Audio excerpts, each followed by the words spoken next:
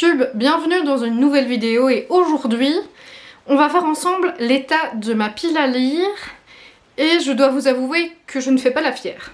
Alors je ne sais pas actuellement combien de livres j'ai dans ma pile à lire, je me suis arrêtée à 53 ou 55, je ne sais plus. J'en ai pas mal acheté depuis et je n'ai plus osé compter. Donc on va faire ça ensemble. N'hésitez pas à prendre un petit thé ou un petit café pour vous accompagner parce que je pense que ça risque d'être long. Je vais vous montrer tous les livres et on va les compter ensemble. Et je pense que le résultat à la fin va me faire peur. Vous êtes prêts? Allez, on y va. Avant de commencer, je vous fais l'état de ma pile à lire. Donc ça commence ici. J'ai tout ça. Tout ça. Ça. Et ceci que je n'arrive pas encore à ranger. Bon, on est d'accord que ma bibliothèque n'est pas assez grande, qu'il me faut soit une plus grande bibliothèque, soit une extension à la maison, et j'ai la place ni pour l'un, ni pour l'autre. Mais c'est pas grave, on va y arriver. Je crois d'ailleurs que je ne ferai cette vidéo qu'une seule fois, et quand j'aurai bien avancé dans ma pile à lire, je ferai peut-être quelques updates, mais je pense que déjà ici, la vidéo va être bien longue. On va commencer par le premier endroit que je vous ai montré et on commence par Kilomètre Zéro de Maud Anquois. J'en avais entendu du bien mais je n'ai pas encore pris le temps de le lire et ça fait quand même 1 an qu'il est dans ma pile à lire. Vous allez voir, les livres que je vais vous présenter ici, ça fait à peu près 1 an qu'ils sont dans ma pile à lire. Le premier de Blackwater, je n'ai pas encore commencé la saga mais il faut vraiment que je m'y mette. L'île de Yule de Johanna Gustafsson, qui entre temps est sorti en poche, c'est dire que j'ai mis du temps à le lire, mais ça ce sera un des prochains que je vais lire. Les poupées d'Alexis Leipzer que j'avais gagné chez une copine de Bookstagram et le bouquin est dédicacé, alors ça c'est trop bien, j'adore quand les bouquins sont dédicacés. Franchement ça me refait à chaque fois, je trouve que c'est tellement sympa quand les auteurs dédicacent des bouquins, que ce soit personnellement ou que ce soit pour des concours.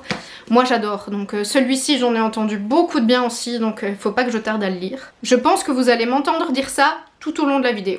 Derrière les arbres d'Arnaud Codeville, qui est un recueil de différentes nouvelles. C'est un peu du thriller horrifique. J'avais bien aimé son premier, donc on verra.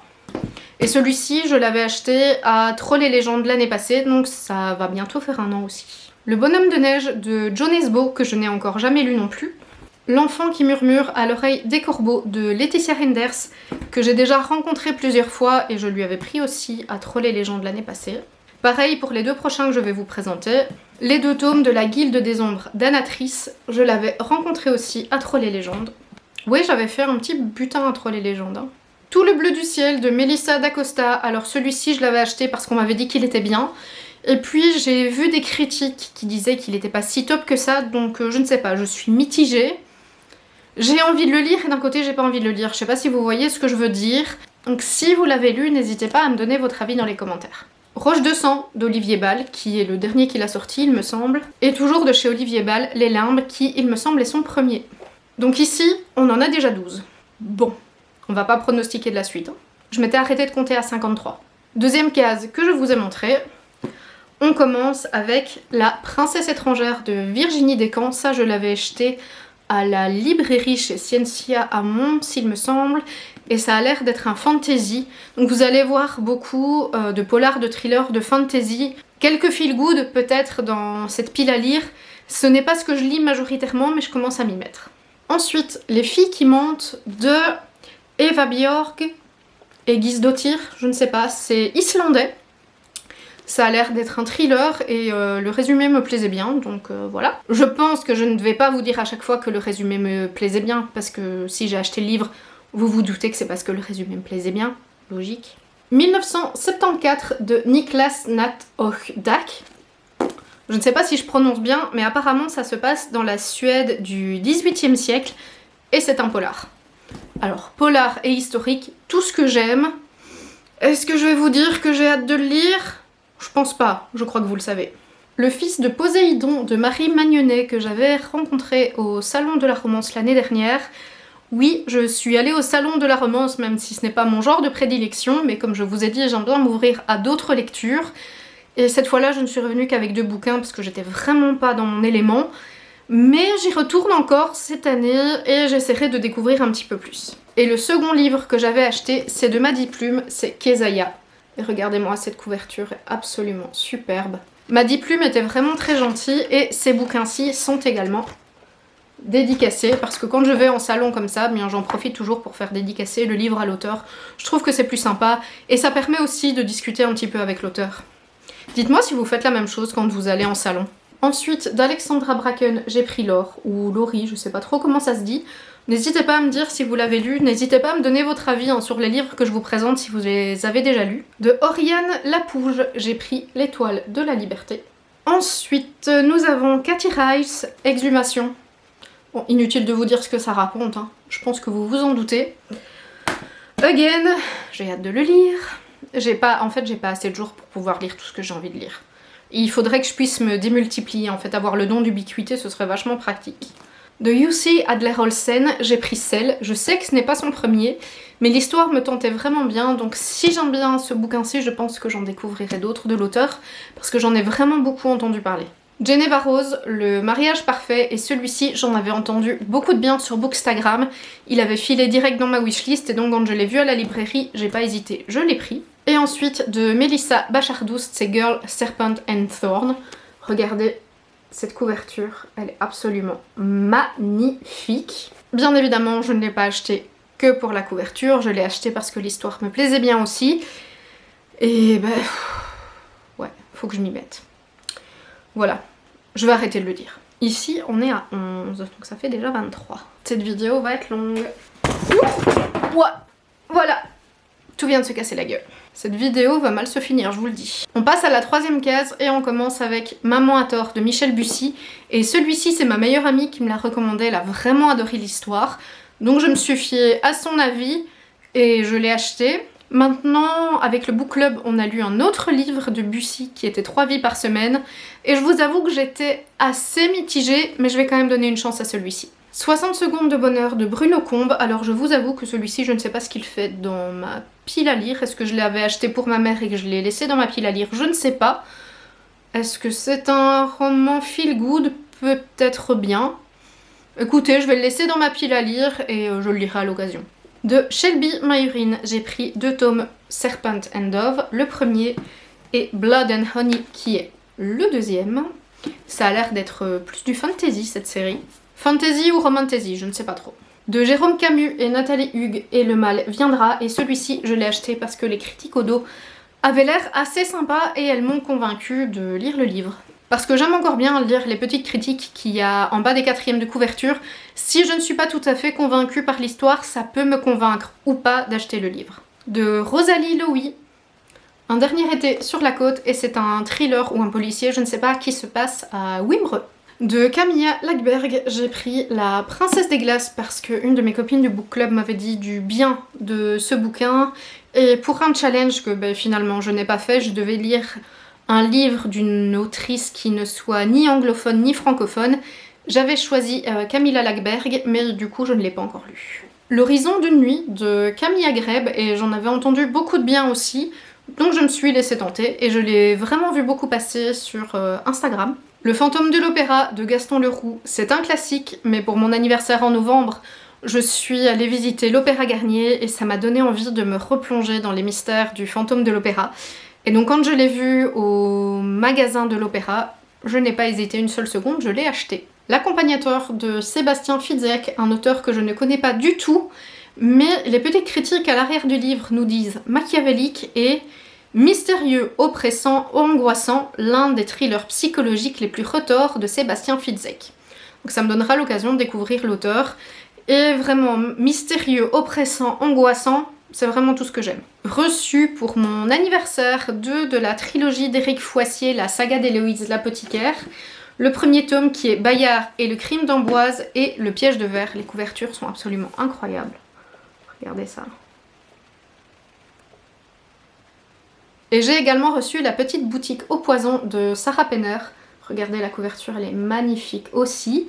Et celle-ci, c'était également une de mes copines d'Insta qui avait posté une revue dessus, qui l'avait beaucoup aimée, donc je l'ai directement glissée dans ma wishlist et je l'ai reçue pour mon anniversaire. Tous les livres que j'ai ici ne sont pas vraiment par ordre chronologique parce que je les ai un petit peu mélangés en les rangeant, mais ils datent à peu près de la même époque. Et ici, on est au mois de novembre à peu près. Rosen de Laetitia Danaé, que j'avais découvert avec son bouquin Lune pourpre, que j'avais beaucoup aimé. Je l'ai rencontré au salon du livre de Wallonie à Mons en novembre dernier. Et donc je lui ai pris Rosen parce que c'est une saga que j'avais envie de commencer à lire. Et elle me l'a dédicacée également, on voit pas très bien ici. J'aime beaucoup ces dédicaces parce qu'elles sont vraiment très personnalisées et Laetitia Danaé est vraiment sympa. Ok, à ce stade-ci, on est déjà à 37. Et il en reste. La Cité des Rêves de Don Winslow, qui était également dans ma wishlist et que j'ai reçu aussi pour mon anniversaire.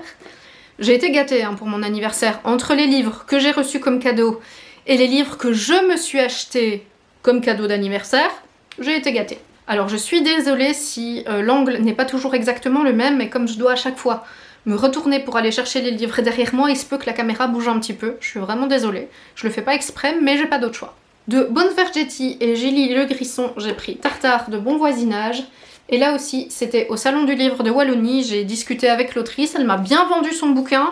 Et donc je me suis dit, allez, tu sais quoi, vas-y, prends-le. De toute façon, au point où j'en étais, j'étais plus à un livre près. Et celui-ci, bien évidemment, je l'ai fait dédicacer. Plus jamais seule pour Thanksgiving d'Hélène Drummond, que j'ai également rencontrée au salon du livre de Wallonie. Hélène Drummond, de base, il faut savoir qu'elle est montoise et elle est partie vivre aux États-Unis. Elle habite pour l'instant à New York. Et elle revient normalement mi-mars, donc on va faire une petite rencontre avec elle pour le book club. Ça va être assez sympa, elle est vraiment très sympa. Et donc celui-ci, eh bien je pense que je le lirai au moment de Thanksgiving, du coup, histoire de me mettre dans l'ambiance, parce que je n'ai pas eu le temps de le faire cette année, donc ce sera pour l'année prochaine, mais il reste bien évidemment dans ma palle. Deux petites pépites que je me suis offertes, et qu'on a beaucoup vues sur les réseaux sociaux, et ce sont les livres de l'étrange Noël de Monsieur Jack, donc l'étrange Noël de Monsieur Jack et Sally, la reine des citrouilles. Je pense que vous les avez vus passer. Moi qui suis une grande fan du dessin animé de l'étrange Noël de Monsieur Jack, je ne pouvais pas passer à côté. Et puis regardez le jaspage, ils sont quand même vraiment canons. Franchement, je pouvais difficilement passer à côté de ça. Donc ça c'est un auto-cadeau. De Cathy Gallière, que j'ai également rencontrée au salon du livre de Wallonie, je lui ai pris 3 livres, c'est une trilogie en fait. Et l'héroïne de son bouquin, Lorraine, me ressemblait pas mal et je vous avoue que c'est ça qui m'a un petit peu fait craquer pour le bouquin. Et quitte à lui en prendre un, je lui ai pris les 3, comme je vous ai dit, au point où j'en étais au salon du livre, j'étais plus à ça près. Et donc, Lorraine, brillante lieutenant de police, bien dans sa peau, aime la musique, le thé et le shopping. Autant vous dire que ça m'a attirée tout de suite parce que c'est moi. Même si j'aime plus la lecture que la musique, mais le thé, le shopping, vous m'avez perdu, donc voilà. J'ai pas hésité. Et puis Cathy Gallière est quand même vachement sympa, donc ça m'a bien aidé aussi à lui acheter les livres. Franchement, en salon comme ça, c'est l'enfer. Dès que vous discutez avec un auteur, vous avez envie d'acheter les bouquins. Je m'étais fixé un budget que je n'ai pas dépassé quand même, mais ouais, j'avoue que ça a été compliqué. Puis je suis trop bavarde, je discute avec tout le monde, donc finalement j'ai envie d'acheter les livres de tout le monde. Et parfois ça me fait mal au cœur quand je discute avec un auteur et que je ne lui prends pas de livres parce que j'en ai déjà trop ou parce que je suis pas spécialement intéressée.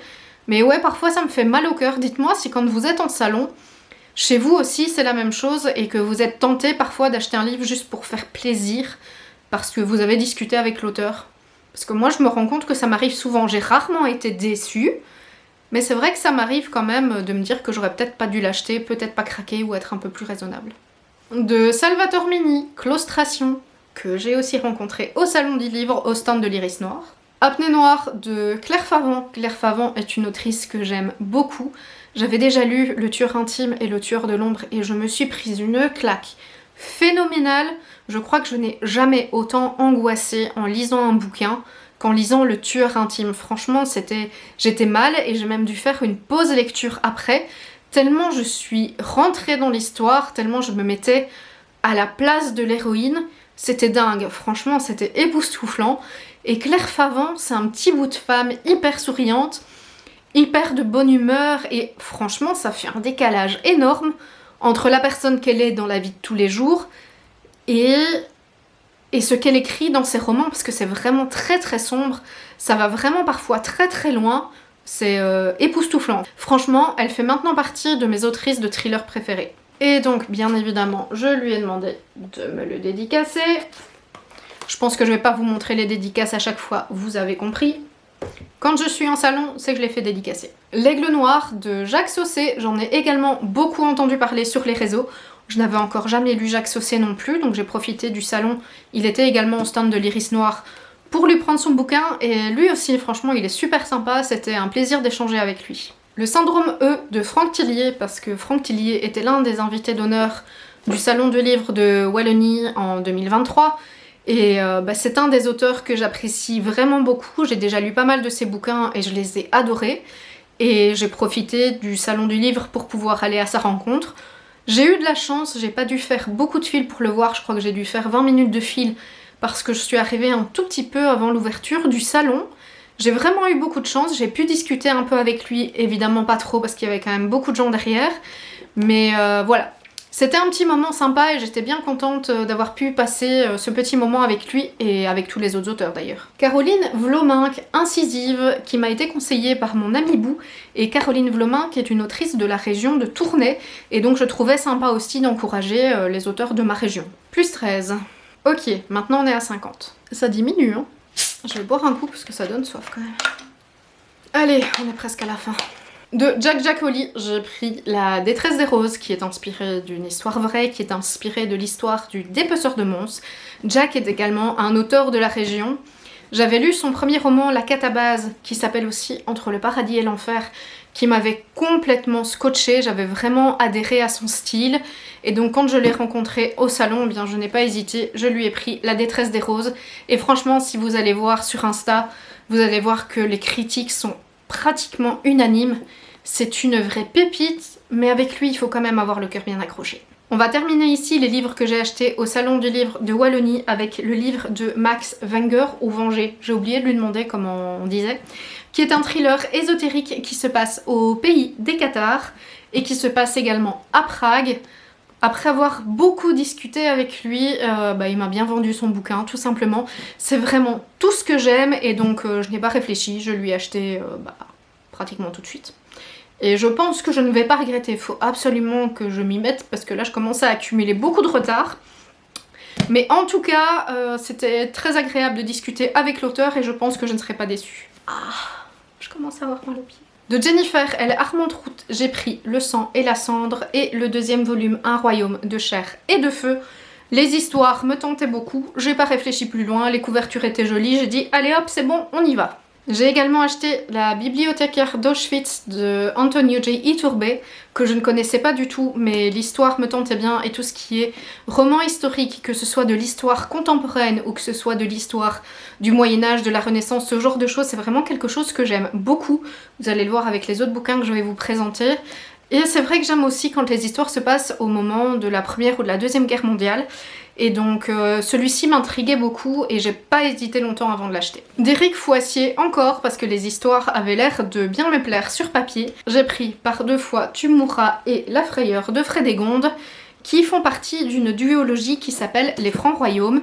Et comme vous pouvez vous en douter, ça se passe au moment des Francs, voilà. Le projet MacGregor de Julie Christophanie, que j'ai rencontré à un événement littéraire chez mon amie Bou, et qui est également de la région. Après avoir longtemps discuté avec elle, je me suis dit que ce bouquin avait tout pour me plaire, d'autant plus que l'histoire se passe à Boston, et que Boston et moi, il y a un lien, je vous raconterai peut-être un jour, mais j'ai failli aller vivre à Boston. Et du coup, bien, j'étais curieuse de savoir ce qui allait se passer dans ce bouquin, dans une ville que j'ai vraiment envie de découvrir. De Romain Puertolas, j'ai acheté Comment j'ai retrouvé Xavier Dupont de Ligonnès. Alors bien évidemment, il s'agit d'une fiction, il n'a pas vraiment retrouvé Xavier Dupont de Ligonnès, mais l'histoire de Xavier Dupont de Ligonnès est une histoire qui me fascine énormément. J'adore vraiment toutes les questions qui se posent autour de cette histoire. Ça me fascine en fait. Comment ce mec a-t-il pu buter toute sa famille et s'évaporer dans la nature du jour au lendemain? Je comprends pas. Alors j'ai déjà eu des bons retours sur ce livre, donc je pense que je ne vais pas tarder à le lire parce que ça m'intrigue vraiment. Un livre qui est mon tout premier livre en anglais, que mon ami Bou m'a rapporté d'Irlande, et qui est un livre de contes irlandais. Je vous avoue que ça me fait un tout petit peu peur de le lire parce que je sors de ma zone de confort en lisant en anglais, mais je me dis que ça peut peut-être m'initier à une nouvelle lecture, et comme je parle quand même assez bien anglais de base, je me dis que je peux tenter. Et puis dans le pire des cas, si j'y arrive pas, ça me fera quand même un joli livre dans ma bibliothèque. On en rajoute 8, 50 seulement. Je referai le compte après parce qu'il me semble qu'il y a un truc qui est pas juste. Allez, ici on va vraiment terminer par les derniers bouquins que je viens d'acheter ces dernières semaines. On est presque au bout, courage. Asphyxie de Amy McCulloch, qui est un thriller qui se passe en haute montagne, et il faut savoir que la haute montagne est un milieu qui m'intéresse de plus en plus, qui m'intrigue de plus en plus, et donc quand j'ai vu que ce bouquin se passait en haute montagne, je n'ai pas hésité, je l'ai acheté tout de suite. Le parfum des cendres de Marie Manger, qui a aussi une couverture vraiment canon, qui lui est vendu comme un successeur du parfum de Patrick Süskind. Alors je ne sais pas si vous l'avez déjà lu ou pas, moi je l'ai lu plusieurs fois, la première fois que j'ai dû le lire, j'étais en secondaire, je l'ai vraiment détesté. Je l'ai repris quelques années plus tard et je l'ai vraiment adoré. Et quand j'ai vu que celui-ci était dit comme étant son successeur, franchement, je n'ai pas réfléchi plus loin. Je l'ai acheté tout de suite, en plus il est pas très épais, donc je pense qu'il se lira vite. Le chant des sans-repos de Roseanne et Brown. Voilà, l'histoire me semblait sympa, donc dans le panier. Hein. Grand froid de Cyril Carrère, qui a été recommandé par Jack Jacoli, et je connaissais Cyril Carrère de nom. Je sais qu'il écrivait des thrillers, mais je ne l'avais encore jamais lu. Et donc quand j'ai vu un de ses bouquins à la librairie, j'ai pas hésité plus que ça, je l'ai acheté. La princesse sans visage de Ariel Holz. Et je ne connaissais pas du tout, je trouvais la couverture absolument canon, magnifique. Et en plus, moi, quand vous avez une jeune femme rousse sur une couverture, et s'il y a du vert autour, vous m'avez perdu. Bien évidemment, j'ai lu l'histoire, parce que j'ai pas acheté un livre juste sur sa couverture. Ça me semblait pas mal, voilà. Alors un roman que j'ai acheté et qui me sort énormément de ma zone de confort, c'est Lake-Stone. Ce n'est absolument pas le genre de lecture que j'ai l'habitude de lire, les romances et moi on n'est pas vraiment copines, je crois que je vous l'ai dit en début de vidéo, mais celui-ci je l'ai tellement vu passer sur les réseaux sociaux que je me suis dit qu'en fait à un moment, il fallait que je me fasse mon propre avis, et que peut-être ça allait me faire changer d'avis sur ce genre de romance. Je sais pas, on verra. De Donato Carisi, j'ai pris La Maison des Voix, et celui-ci, je suis en train de le lire.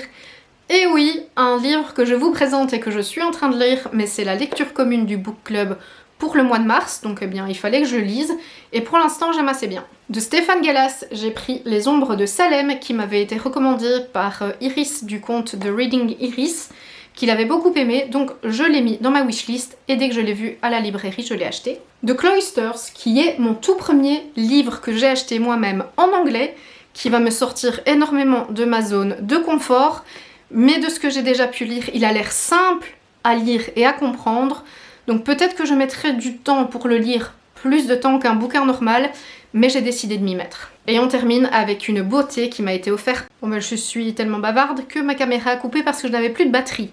Voilà, je disais donc. On termine avec une petite pépite que ma maman m'a offert parce qu'elle savait que je voulais beaucoup ce livre, et pas seulement pour l'histoire mais également pour son esthétique. C'est le dernier Cassandra O'Donnell. Regardez comme il est beau. Ça c'est la couverture. Mais regardez le jaspage. Il est magnifique. C'est donc Dead Garden de Cassandra O'Donnell. Ce n'est pas le premier livre de Cassandra O'Donnell que j'ai pratiquement toute la série de ces Rebecca Keane. Je pense qu'il me manque le 6e, mais sinon je les ai tous lus. Et c'est une autrice que j'aime assez bien. Donc quand j'ai su qu'elle avait sorti ce nouveau roman, j'ai pas longtemps hésité parce que je connaissais sa plume et donc je savais que je ne serais pas déçue. Et puis vous voyez quand même la beauté du livre. Hein. Franchement, comment est-ce que je pouvais passer à côté de ça? Dites-moi. Alors, ici on est à combien? 9, 10, 11, 12? Ça me semble pas beaucoup ça. 70 livres. Je vais recompter parce que j'ai l'impression que il en manque. Quoique. Je ne sais pas. En tout cas, au moment où vous verrez cette vidéo, normalement je n'aurai pas racheté de nouveaux livres. Je dis bien normalement parce que bon, avec moi on ne sait jamais, mais nous sommes actuellement le 2 mars, je pense que cette vidéo sortira le 9 mars, donc je pense que sur la semaine, je serai raisonnable. Du moins je l'espère parce que sinon ça va encore rallonger ma palle. Bon, je recompte exactement le nombre de livres qu'il y a dans cette palle et je vous reviens tout de suite. Ok, j'ai donc bien 70 livres dans ma pile à lire. Sincèrement, je m'attendais à en avoir plus que ça, franchement. Parce que la dernière fois que j'avais arrêté de compter, je crois que j'étais à 55.